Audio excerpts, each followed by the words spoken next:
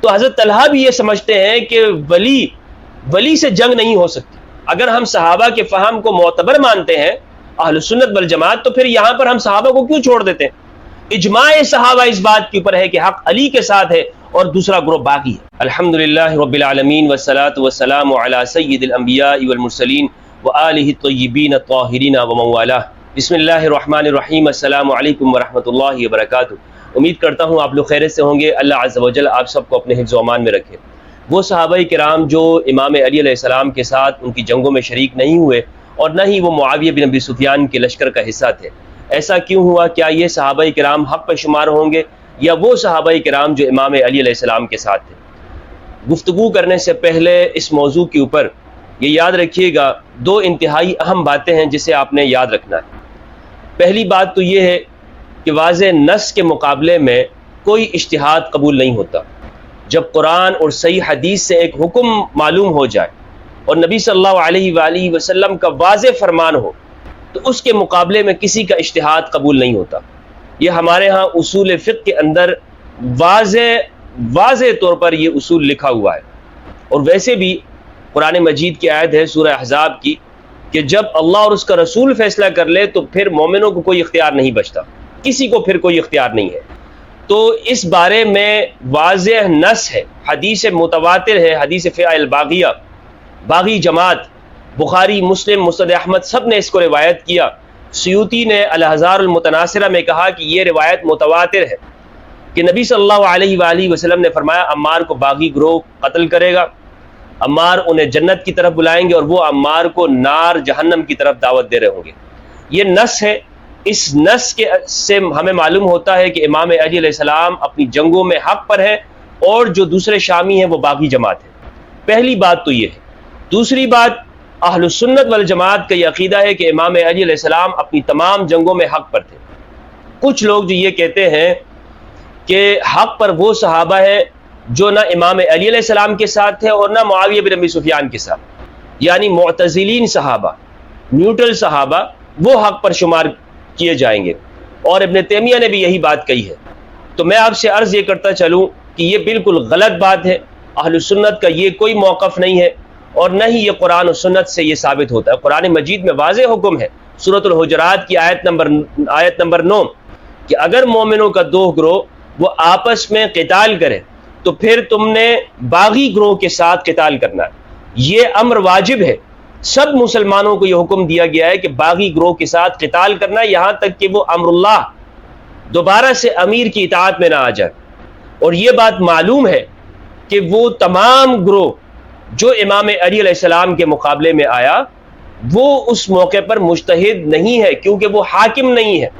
اور اجتہاد پر ثواب کی جو روایات ہیں جو عمر بن عاص سے مروی ہے بخاری مسلم میں، وہ اس اجتہاد کے لیے ہے کہ جو حاکم اجتہاد کرتا ہے۔ تو جب وہ ابھی وہ حاکم نہیں ہے، حاکم برحق وہ امام علی علیہ السلام ہے، تو دوسروں کو اجتہاد وہ کوئی معتبر نہیں ہے۔ یہاں آج ہم اس موضوع پہ گفتگو کریں گے کہ وہ نیوٹرل صحابہ کرام جو امام علی علیہ السلام کے ساتھ نہیں تھے اور نہ ہی دوسروں کے ساتھ، باغیوں کے ساتھ، تو ایسا انہوں نے کیوں کیا؟ کیا انہیں یہ روایات معلوم نہیں تھی؟ ان کا موقف کیا تھا؟ یہ جاننا بہت ضروری ہے، اور صحیح احادیث، صحیح تاریخ سے ہم اس بات کا جائزہ آج کی اس گفتگو کے اندر ہم لینے کی کوشش کریں گے انشاءاللہ عز و جل۔ سب سے پہلے ہیں عبداللہ ابن عمر۔ عبداللہ ابن عمر یہ وہ صحابی ہیں کہ جو نہ ہی امام علی علیہ السلام کے ساتھ تھے اور نہ ہی معاویہ بن ابی سفیان کے ساتھ۔ عبداللہ ابن عمر، مستدرک للحاکم کے اندر حدیث ہے، حدیث کا نمبر ہے 4598، اور اسد الغابہ کے اندر ان کی حالات زندگی موجود ہے۔ مستدرک للحاکم میں یہ روایت موجود ہے، ان سے ایک شخص نے پوچھا کہ میری یہ خواہش ہے کہ لوگوں میں اس تفرقے کے وقت میں آپ کے پیچھے چلوں، کہ جس طرح آپ نے یہ راستہ اپنایا ہے کسی کے ساتھ نہیں ہے، آپ الگ ہیں، تو میں بھی یہ چاہتا ہوں کہ آپ کی راہ اپناؤں اور آپ اس سلسلے میں میری رہنمائی فرمائیں۔ آپ کا اس آیت طیبہ میں کیا خیال ہے؟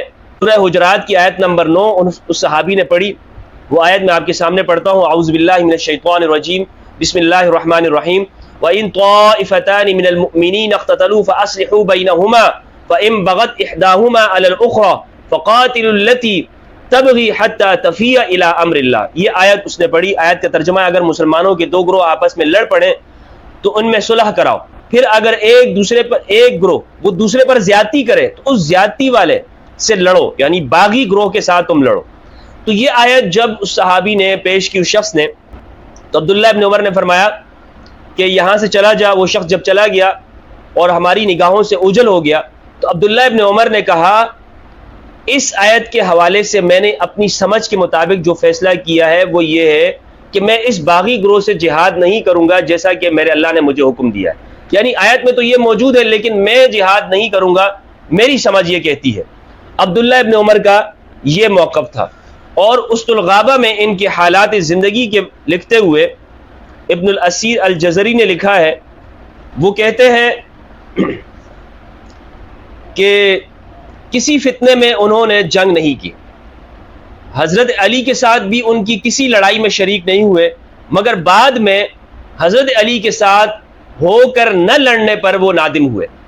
ابن عبد البر نے الاستیعاب میں یہ بات لکھی ہے کہ یہ نادم ہوئے تھے اور اپنی آخری زندگی میں یہ افسوس کا اظہار کرتے تھے کہ میں نے علی کے ساتھ مل کر ان باغیوں کے ساتھ کیوں جہاد نہیں کیا. عبداللہ ابن عمر نے اپنے اس موقف سے رجوع کیا ہے. تو لہٰذا جو لوگ یہ بات کہتے ہیں کہ جو نیوٹرل صحابہ ہیں ان کی راہ اپنائی جائے، وہ تو اپنی زندگی کے آخر وقت میں افسوس اور ندامت کر رہے ہیں. تو ان کی راہ تو یہی ہے کہ علی کے ساتھ ہونا ہے. اور عبداللہ ابن عمر کو انہی بنو امیہ کے حکمرانوں نے شہید کیا. حجاج بن یوسف نے شہید کیا تھا اور زہر میں بجھا ہوا جو تیر تھا وہ ایک شخص کے ذریعے سے ان کا مرڈر کرایا تھا. ٹارگٹ کلنگ کروائی تھی حجاج بن یوسف نے عبداللہ ابن عمر رضی اللہ عنہ کی. یہ اسد الغابہ کے اندر یہ واقعہ موجود ہے. تو عبداللہ ابن عمر نے رجوع کر لیا. عبداللہ ابن عمر نے رجوع کر لیا. اسی طرح دوسرا جو نام ہے صحابہ میں وہ ہے سعد بن ابی وقاص کا. سعد بن ابی وقاص یہ مہاجرین صحابہ میں سے ہے اور قدیم الاسلام ہے. اول یعنی پہل کرنے والے ہیں اسلام قبول کرنے میں. سعد بن ابی وقاص یہ فاتح فارس بھی ان کو کہا جاتا ہے. اور امام علی علیہ السلام کے فضائل میں جو بخاری مسلم کے اندر صحیح روایات ہیں وہ سعد بن ابی وقاص سے مروی ہیں. لیکن یہ نہ امام علی علیہ السلام کے ساتھ جنگ میں شریک ہوئے اور نہ دوسری طرف شامیوں کے ساتھ تھے. مسلم کے اندر روایت ہے کہ معاویہ بن ابی سفیان جب مدینہ میں آئے تو سعد بن ابی وقاص کو بلایا اور انہیں حکم دیا کہ تم علی کو گالیاں کیوں نہیں دیتے.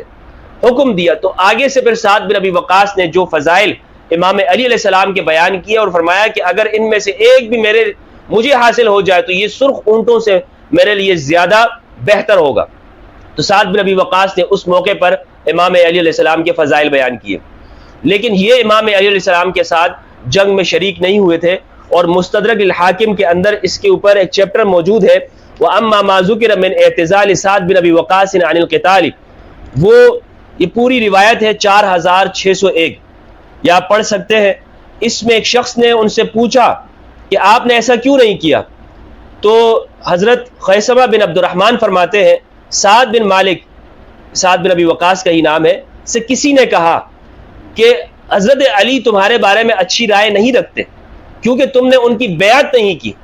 تو حضرت سعد نے فرمایا خدا کی قسم یہ صرف میری ذاتی رائے تھی اور میری رائے غلط بھی ہو سکتی ہے، میری رائے غلط بھی ہو سکتی ہے. تو صحابہ وہ اپنی رائے کو آخری نہیں کہتے کیونکہ معلوم ہے کہ سامنے امام المتقین ہے، قائد غر المحجلین ہے، امام البررہ ہے، قاتل الفجر ہے امام علی علیہ السلام. تو ان کے ہوتے ہوئے ہمارا ان کی بیعت نہ کرنا اور ان کے ساتھ مل کر باغیوں کے ساتھ جہاد اور قتال نہ کرنا یہ حق پر نہیں ہے. یہ ان صحابہ کی اپنی رائے ہے. سعد بن ابی وقاص رضی اللہ تعالیٰ عنہ بھی کہتے ہیں کہ میری رائے غلط بھی ہو سکتی ہے، میری رائے غلط بھی ہو سکتی ہے. اسی طرح اگلے صحابی ہیں اسامہ بن زید اور دیگر صحابہ محمد بن مسلمہ، ابو ہریرہ، عبداللہ بن سلام، مغیرہ بن شعبہ، سلمہ بن اکوع، معاویہ بن خدیج اور زید بن ثابت. ان میں جو اسامہ بن زید ہیں ان کا جو موقف ہے وہ بھی امام حاکم نے مستدرک کے اندر اسے نقل کیا ہے 4599 99 کے اوپر یہ حدیث ہے۔ اسامہ بن زید فرماتے ہیں کہ رسول اللہ صلی اللہ علیہ وآلہ وسلم نے ایک جنگ میں مجھے چند صحابہ کرام کے ساتھ بھیجا، تو اس جنگ میں ایک شخص تھا، کافر تھا، اس کے اوپر میں نے اپنا نیزہ اس کے اوپر برابر کر دیا، تو اس خوف سے اس نے کلمہ پڑھ لیا۔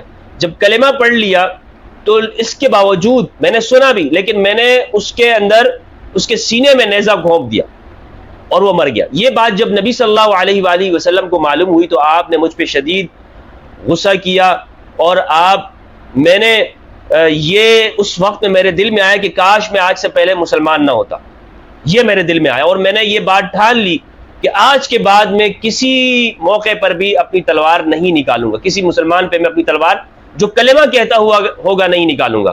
تو اسامہ بن زید اس وجہ سے وہ امام علی علیہ السلام کے ساتھ نہیں ہوئے، کیونکہ ایک جنگ میں ان سے خطا ہو گئی تھی، اور انہوں نے پھر اس بات کی قسم کھا لی تھی کہ میں آئندہ کسی کلمہ پڑھنے والے کے اوپر وہ تلوار نہیں اٹھاؤں گا۔ اور یہ بات معلوم ہے کہ جو شامی باغی تھے وہ کلمہ ہی کہتے تھے، وہ کلمہ پڑھتے تھے، تو اس لیے اسامہ بن زید نے ان کے خلاف تلوار نہیں نکالی۔ تو یہ ہرگز نہیں ہے کہ وہ امام علی علیہ السلام کو حق پہ نہیں سمجھتے تھے، یا ان کا موقف یہ تھا کہ الگ رہنا ہی حق پر ہے، ایسا قطعا نہیں ہے۔ تو کچھ لوگ ابن تیمیہ جیسے وہ اس بات کا پروپیگنڈا کرتے رہے کہ نہ حق نہ علی کے ساتھ ہے اور نہ دوسروں کے ساتھ، بس جو لوگ الگ رہے حق وہ ہے، ایسا ہرگز نہیں ہے۔ اہل السنت کا موقف، امام حاکم نے ان صحابہ کا جو موقف ذکر کیا ہے کہ یہ لوگ الگ کیوں رہے، اس پہ روایات ذکر کی ہے کہ وہ اپنا عذر بیان کرتے تھے، ان کے پاس ایک عذر موجود تھا، اور یہ ان کی رائے تھی، وہ رائے ان کی خطا بھی ہو سکتی ہے، انہوں نے خود اس بات کا اقرار کیا ہے۔ تو جو واضح نص ہے وہ امام علی علیہ السلام کے ساتھ ہے، اور آپ ہی امام برحق تھے اپنے زمانے میں، اور جن لوگوں نے آپ کے ساتھ مل کر قتال نہیں کیا وہ آئیڈیل نہیں ہے کہ ہم ان کی بات کے پیچھے چلیں گے، کیونکہ آج بھی ان کی بات پر کوئی ریاست عمل نہیں کرتی۔ یعنی ریاست کے خلاف اگر کوئی مسلح جتھا وہ باہر نکلتا ہے، ہتھیار اٹھاتا ہے، عام لوگوں کو قتل کرنا شروع کر دیتا ہے، تو ریاست ان کے ساتھ کیا کرتی ہے؟ باغی گروہ کو قتل کرتی ہے نا۔ وہ ان معتزلین نیوٹرل صحابہ کے پیچھے تو نہیں چلتی۔ آئیڈیل صحابی امام علی علیہ السلام ہے، انہی کے پیچھے دنیا بھر کی ریاستیں چلتی ہیں، اور وہ باغیوں کے ساتھ مقابلہ کیا جاتا ہے۔ تو جب آج ہم اپنے لیے یہ فیصلہ نہیں کرتے تو اس واقعے کے بارے میں ہم یہ کس طرح فیصلہ کر لیتے ہیں اور یہ کہتے ہیں کہ حق دوسری طرف ہے اور امام علی علیہ السلام کے ساتھ حق نہیں ہے۔ ایک اور نام ہے، وہ ہے محمد ابن مسلمہ۔ محمد ابن مسلمہ انصاری، ان کا موقف بھی سن لیجئے۔ مستدرک الحاکم کے اندر 4604 نمبر روایت ہے، 4604، اور امام حاکم نے ایک باب باندھا ہے کہ محمد بن مسلمہ انصاری نے بیعت سے گریز کیوں کیا، یعنی یہ جنگ میں شریک کیوں نہیں ہوئے امام علی علیہ السلام کے ساتھ۔ تو یہ روایت ذکر کی ہے، اس میں یہ موجود ہے، محمد بن مسلمہ سے روایت، وہ فرماتے ہیں کہ یا رسول اللہ، میں نے عرض کیا یا رسول اللہ، میں اس موقع پہ کیا کروں گا کہ جب مسلمانوں کا آپس میں اختلاف ہو جائے گا؟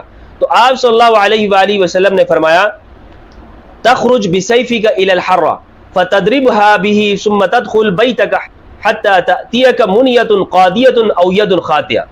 تو رسول اللہ صلی اللہ علیہ وآلہ وسلم نے مجھے جواب میں یہ ارشاد مرحمت فرمایا تھا کہ ایسے موقع پر تو بیابان علاقے میں چلا جائے، صحرا میں چلا جانا، اور اپنی تلوار کو توڑ دینا کہ جب مسلمانوں کا اختلاف ہو جائے۔ تو ان کے پاس روایت موجود تھی، ان کو نبی صلی اللہ علیہ وآلہ وسلم کی وصیت تھی، انہوں نے اپنے اس اجتہاد کے اوپر عمل کیا کہ مجھے تو نبی صلی اللہ علیہ وآلہ وسلم نے یہ فرمایا ہے، اس لیے میں جنگ میں حصے دار نہیں بنوں گا۔ اسی طرح اگلی روایت بھی ہے 4605، اس میں بھی یہ بات موجود ہے کہ انہیں نبی صلی اللہ علیہ وآلہ وسلم نے فرمایا تھا، اس کے ساتھ اللہ جب تک ان کو تلوار دی اور ساتھ میں یہ ارشاد فرمایا اس کے ساتھ اللہ کی راہ میں جہاد کرو، لیکن جب لوگوں کا آپس میں اختلاف ہو جائے تو اس کو پتھروں پر مار کر اپنے گھر میں بیٹھ جانا، حتیٰ کہ تجھے کوئی خطا کرنے والا ہاتھ قتل کر دے یا تجھے اللہ کی طرف سے موت آ جائے۔ تو یہ اسی لیے امام علی علیہ السلام کے ساتھ نہیں نکلے کہ انہیں نبی صلی اللہ علیہ وآلہ وسلم کی یہ وصیت تھی کہ مسلمانوں کے اختلاف میں تم نے اپنی تلوار کا استعمال نہیں کرنا۔ لیکن جیسا کہ میں نے عرض کیا کہ واضح نص موجود ہے، اور نص کیا ہے؟ متواتر روایت ہے کہ باغی گروہ وہ عمار کو قتل کرے گی، اور قرآن مجید کی آیت ہے جس میں یہ حکم ہے کہ باغیوں کے ساتھ اس وقت تک قتال کرنا ہے حتیٰ کہ وہ اللہ کے حکم کی طرف لوٹ آتے ہیں۔ اسی طرح ایک صحابی ہے معاویہ بن خدیج، الاصابہ کے اندر ان کے حالات زندگی ہیں 8080 میں، اور اسد الغابہ کے اندر ان کے حالات زندگی موجود ہیں۔ اسد الغابہ میں ابن اسیر الجزری نے لکھا ہے کہ معاویہ بن خدیج یہ وہ شخص ہیں جنہوں نے محمد بن ابی بکر رضی اللہ تعالیٰ عنہ کو قتل کیا تھا، جو حضرت عائشہ رضی اللہ تعالیٰ عنہ کے بھائی ہیں، ان کو قتل کیا تھا معاویہ بن ابی سفیان کے حکم سے، معاویہ بن خدیج۔ اور اسی طرح الاصابہ کے اندر وقال البخاری خولانی نسبہ الزہری یعد فی المصریین، یہ مصریوں میں ان کا شمار ہوتا ہے۔ کان عامل معاویہ علی مصر، یہ معاویہ کے عامل تھے، گورنر تھے مصر کے اوپر۔ قلت انما امرہ معاویہ علی الجیش الذی جہزہ الی مصر، میں کہتا ہوں کہ یہ معاویہ نے انہیں گورنر بنایا تھا، اس جیش کے اوپر امیر بنایا تھا جو مصر کی جانب اس نے روانہ کیا۔ وبہا محمد بن ابی بکر الصدیق، اور وہاں محمد بن ابی بکر پہلے سے موجود تھے۔ فلما قتلوه بایعوا لمعاویہ، تو جب انہوں نے اسے قتل کر دیا تو معاویہ کی بیعت کی۔ اور یہ ان صحابہ میں سے ہیں، یہ نہ مہاجر ہے نہ انصاری، یہ وفود صحابہ میں سے، یعنی جو آخر وقت میں نبی صلی اللہ علیہ وآلہ وسلم کے پاس وفود آئے تھے اور انہوں نے اسلام قبول کیا تھا۔ تو ان کا تو میں نے آپ کو بتا دیا کہ یہ معاویہ بن ابی سفیان کے گورنر تھے، ان کے ساتھ تھے، اور یہ کوئی کبار صحابہ میں سے نہیں ہے۔ تو یہ وہ لوگ ہیں کہ جو امام علی علیہ السلام سے دور رہے۔ اسی طرح اسد الغابہ کے اندر صفحہ نمبر 213 میں ان کے حالات زندگی موجود ہیں، اور لکھا ہے کہ یہ انہوں نے محمد بن ابی بکر کو قتل کیا تھا۔ کہا جاتا ہے کہ یہ وہی شخص ہیں جنہوں نے محمد بن ابی بکر کو عمر بن عاص کے حکم سے قتل کیا تھا، اور افریقہ میں 3 بار جنگ میں شریک ہوئے تھے، چنانچہ ایک جنگ میں زخمی ہو گئے تھے۔ کہا جاتا ہے کہ ابو سرح کے ساتھ حبشہ کی جنگ میں شریک ہوئے وغیرہ وغیرہ۔ اچھا، تو یہ میں نے آپ کو ان صحابہ کے احوال بتا دیے اور ان کا عذر بھی بتا دیا، اور جو لوگ امام علی علیہ السلام کے ساتھ نہیں تھے ان کی وجہ بھی بتا دی کہ یہ کیوں امام علی علیہ السلام کے ساتھ انہوں نے امام علی علیہ السلام کا ساتھ نہیں دیا۔ اور ان میں عبداللہ ابن عمر، سعد بن ابی وقاص، ان کا تو واضح طور پر رجوع موجود ہے۔ اور آپ یہ دیکھیں کہ جنگ جمل کے اندر بھی جو بڑے نام ہیں صحابہ میں سے، طلحہ، حضرت طلحہ رضی اللہ عنہ اور حضرت زبیر رضی اللہ عنہ، وہ بھی واپس پہ لٹ گئے تھے، ان کا بھی رجوع موجود ہے۔ جب امام علی علیہ السلام نے حضرت طلحہ سے کہا کہ کیا تم نے نہیں سنا کہ نبی صلی اللہ علیہ وآلہ وسلم نے غدیر خم کے موقع پہ فرمایا تھا، اور بارہا نبی صلی اللہ علیہ وآلہ وسلم نے ارشاد فرمایا من کنت مولا فہذا علی مولا، کہ جس کا میں مولا ہوں علی اس کا مولا ہے، کیا تم نے نہیں سنا تھا؟ تو حضرت طلحہ نے کہا کہ میں نے سنا تھا لیکن میں بھول گیا۔ تو امام علی نے فرمایا کہ پھر تم مجھ سے قتال کیوں کر رہے ہو؟ تو انہوں نے جواب دیا میں بھول گیا تھا اس لیے میں یہاں پہ آ گیا۔ تو امام علی علیہ السلام سے انہوں نے جنگ کرنا چھوڑ دیا اور وہ چلے گئے، پھر مروان نے انہیں تیر مار کر شہید کیا۔ تو حضرت طلحہ بھی یہ سمجھتے ہیں کہ ولی سے جنگ نہیں ہو سکتی، اور من کنت مولا فہذا علی مولا، اس میں مولا کا معنی حضرت طلحہ جیسے صحابی وہ یہ سمجھتے ہیں کہ یہ وہ شخص ہے کہ جو حکمران ہے، جس کے ساتھ جنگ نہیں ہو سکتی، جس کے ساتھ لڑنا یہ کسی بھی طور پر درست نہیں ہے، جائز نہیں ہے۔ تو جو معنی حضرت طلحہ لے رہے ہیں وہی معنی ہمیں لینا چاہیے۔ اگر ہم صحابہ کے فہم کو معتبر مانتے ہیں اہل سنت والجماعت، تو پھر یہاں پر ہم صحابہ کو کیوں چھوڑ دیتے ہیں اور یہاں پر پھر اپنی فہم کا استعمال کرتے ہیں؟ نہیں، یہاں پہ مولا کا معنی وغیرہ وغیرہ کچھ اور معنی ہے۔ تو یہ دراصل ایک خاص طور پر پروپیگنڈا کیا جاتا ہے، جو ہمارے ہاں عامت الناس کے ذہن میں یہ ڈالتے ہیں کہ حق دونوں طرف سے۔ کچھ کہتے ہیں نہیں، حق تو علی کے ساتھ ہے لیکن زبانوں کو خاموش رکھیں۔